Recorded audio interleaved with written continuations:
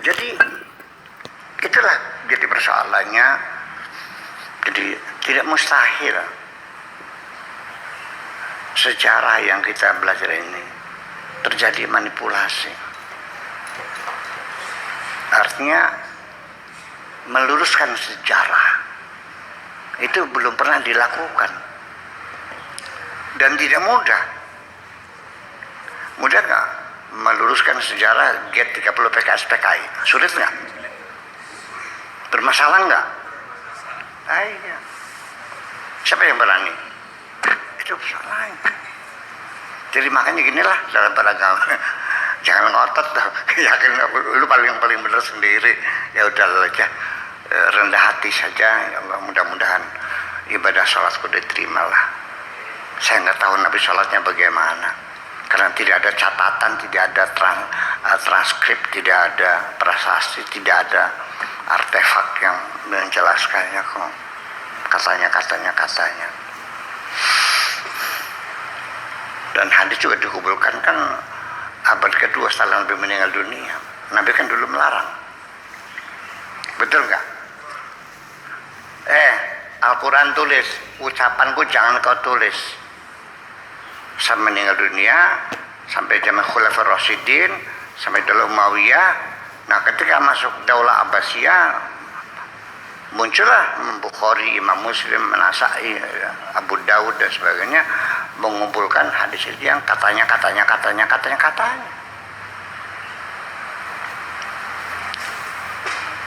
Saya mati sekarang 200 kemudian orang mencari berita Buya tuh kalau makan gimana caranya, duduknya bagaimana, kalau kencing bagaimana, ngunyahnya bagaimana, tidurnya bagaimana. Setelah setahun, udah sekarang gak usah ngomong 2 tahun dah. Kamu masih ingat gak pengajian kemarin? Masih ingat gak? Ini persoalan. Ini sudah ratusan tahun. Kemudian lagi yang jadi masalah. Waktu itu Hammurabi, zamannya Mesopotamia, zamannya Babilonia, itu ada catatannya, ada tulisannya, ada buku sucinya ada. Tapi dalam peradaban Islam nggak ada, apal-apalan semua. Nah itu jadi persoalan. Jadi seharusnya orang Islam nih nggak usah bertengkar dong. Bilang saja kami sama-sama tidak tahu lah. Jangan ngotot-ngotot nyalain orang lain. Ya, kira-kira enak gak begini? Kita sama-sama tidak tahunya. Aku juga belum pernah melihat Kanjeng Nabi. Kau juga nggak pernah melihatnya kok. Kayak apa orangnya? Iya, ini mah. Nah itu kira-kira semacam itu. Nanti karena bagaimanapun yang kita pahami Islam itu, yang membawa Islam siapa? Dia itulah yang tadi kita bicarakan itu melalui alladzi ja'a bihi Sayyiduna Muhammad sallallahu alaihi wasallam, yang dibawa oleh Kanjeng Nabi. Dia yang diberi mandat oleh Allah untuk menyampaikan agama Islam ini. Akan seperti itu. Nah, lalu pada akhirnya siapa? Jadi pada akhirnya kita mengenali Islam itu ya sampai kalau Nabi juga tidak pernah mendefinisikan. Nabi juga Al-Quran tidak pernah menafsirkan kok. Punten, nggak ada tafsir Nabi itu. Iya. Dia tafsir ya tabiin ya, sahabat ya, Abdullah bin Abbas sebagainya hanya beberapa ayat saja.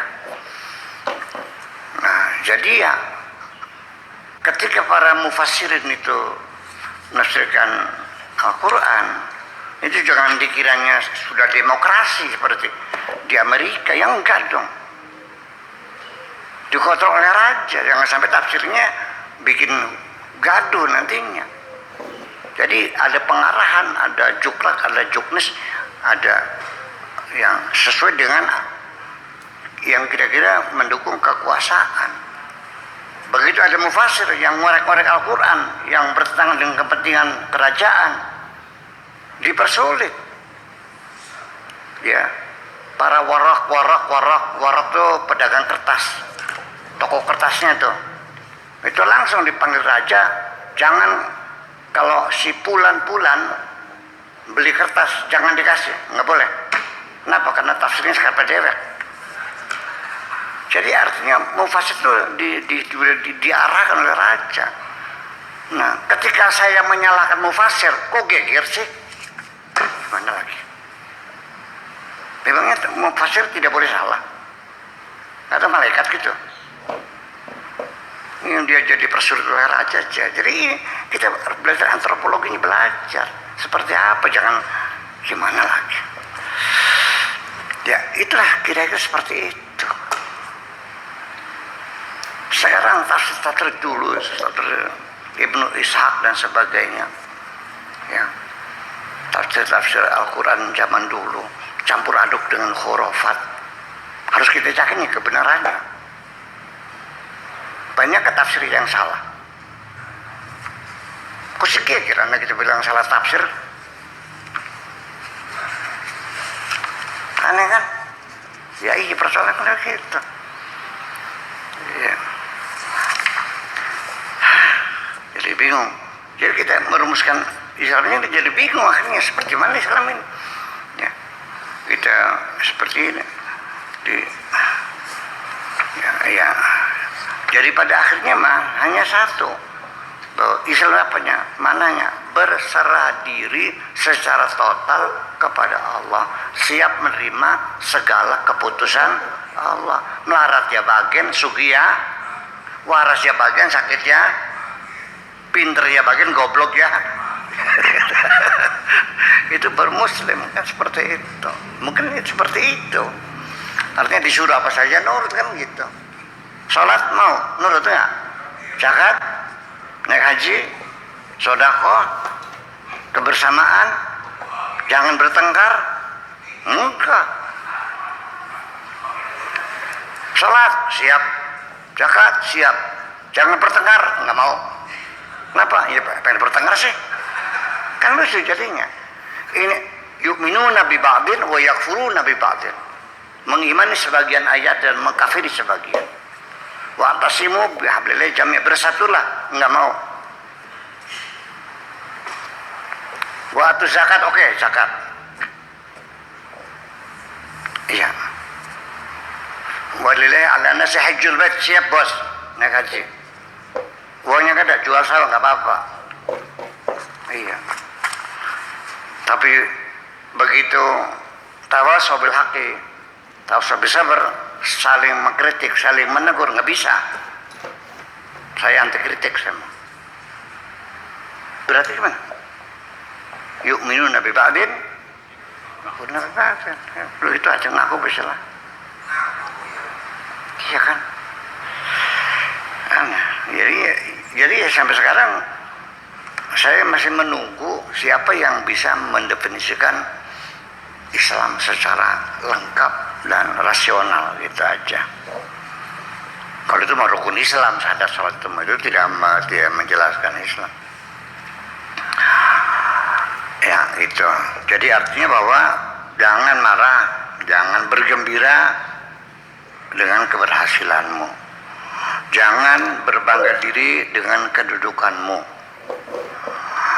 Jangan congkak dengan ilmu yang engkau miliki. Dan jangan sombong mendapatkan kenikmatanku. Jangan berputus asa menghadapi cobaanku. Dan jangan merasa tenang dan nyaman bersama siapapun selain aku. Itu makna Islam. Ini hebat banget. Iya.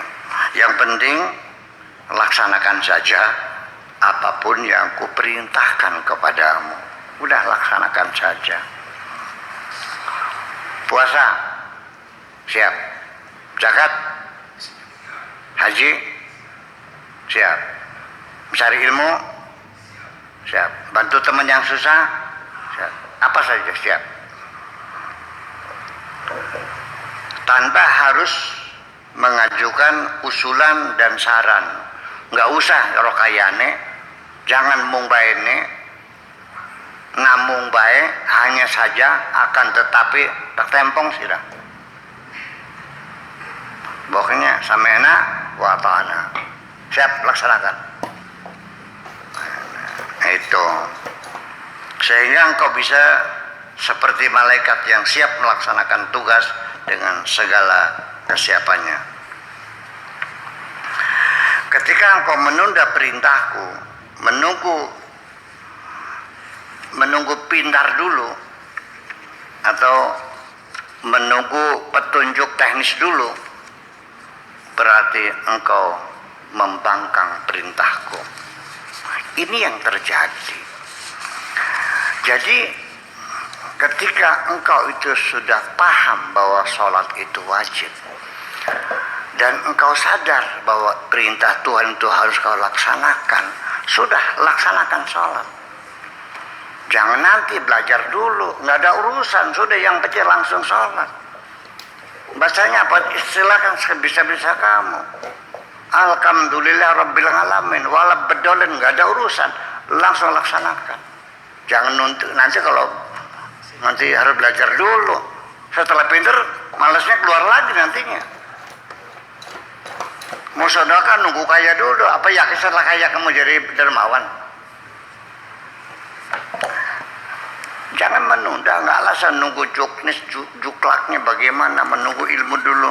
Saya mau ngaji dulu, ngaji bab sholat dulu. Udah laksanakan dulu. Nanti sambil berjalan sambil. Nah ini kebijakan saya begini sering juga dikritik sama teman-teman kiainya. Masa aja sholat yang penting nyungsep, betul pribadi. Yang penting kan nyungsep kan? Ya iya. Bacanya apa? Ya sebisa-bisa. Bismillahirrahmanirrahim. Tidak apa, subhanallah, terserah. Iya. Sholat sini kan sebetulnya apa yang dibaca? Nggak ada. Hanya Fatihah. Udah. Yang lain mah sunnah kok. Kemudian apa? Syahadat, salawat, selesai. Terus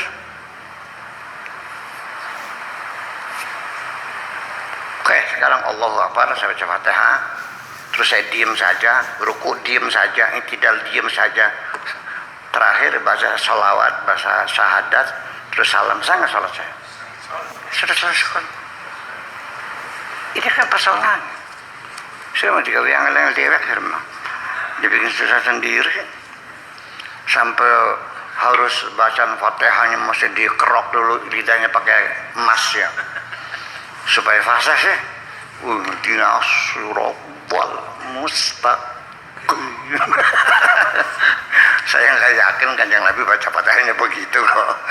Iya. Iya, itu kan peradaban manusia, ilmu tajwid, ilmu qiraat. Ya, laqad ja'akum rasulun min anfusikum azizun 'alaihi ma anittum. Asalkan ma anidtum. Itu ada idgham syafawi, idgham bilahunna segala macam. Itu kan tajwid. Sebelum ada tajwid, orang Arabnya bacanya anidtum atau anittum. Itu kan karya. Nabi pernah menerangkan idgham bilahunna. Enggak kok. Itu tuh karya peradaban gitu. Itu ilmu qiraat, ilmu segala macam. Iya. Jadi ya seperti apa? Nabi Nuh memanggil anaknya irkam ma'ana, asalnya irkab ma'ana, irkam ma'ana. Dia apa saja irkab ma'ana, karena masalah kok dosa ya enggak dong. Yang irkab ma'ana aja. Orang Arab yang non Muslim, agamanya Nasrani, baca Al-Quran, ya bacanya irkab ma'ana dong, bukan irkab ma'ana. Iya dong. Betul nggak? Iya. Ya, kecuali di sini belajar Al-Quran di kampung.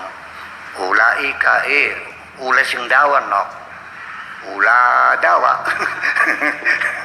Jangan dawa kan. Ulaika 3 kali ketukan, ajak ulaika. Nah, kita ini karya kawan. Jadi di dalam kita mesti tahu mana peradaban, mana kebudayaan Islam, mana agama Islam, mana yang substansi, mana yang primer, mana yang sekunder. Jelas dong semuanya dalamnya. Kalau melanggar murtad semuanya. Segimana lagi? Nih.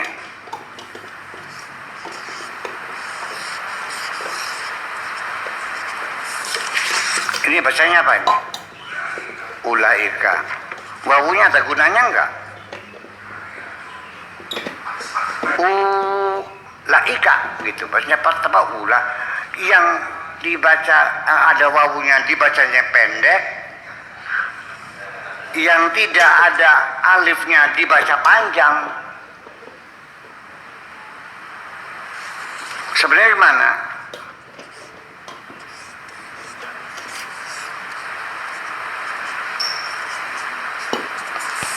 Kan begitu. Kalau kita punya harusnya begini. Ulaika kan begitu. Kan pendek, nggak usah pakai wawu kan. Kok jadinya ini ada wabunya dibacanya pendek, ini yang nggak ada alifnya dibaca panjang. Jadi sama BLOOD dibacanya apa? Blood.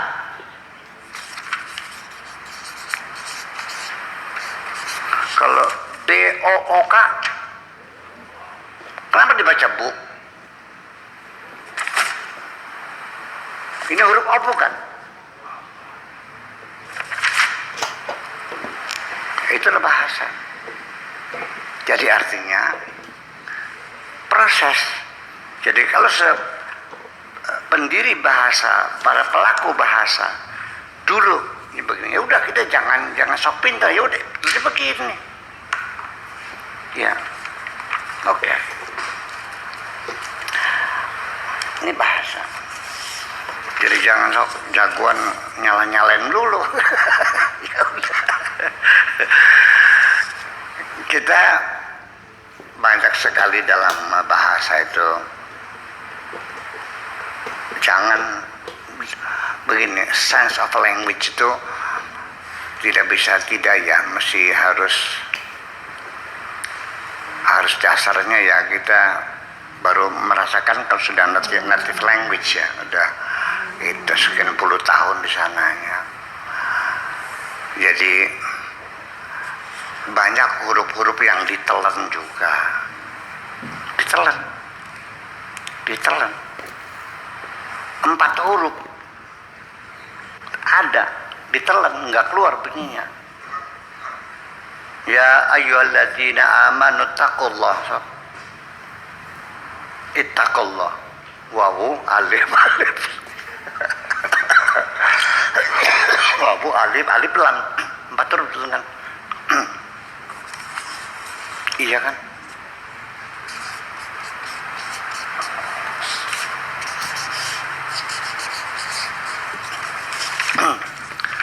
Tulisannya c'est semua. Orang Prancis nggak begitu pernahnya, semua.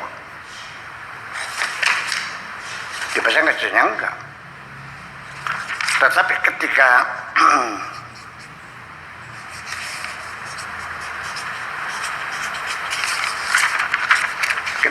huruf hidup di depannya, maka Z-nya keluar, sezel.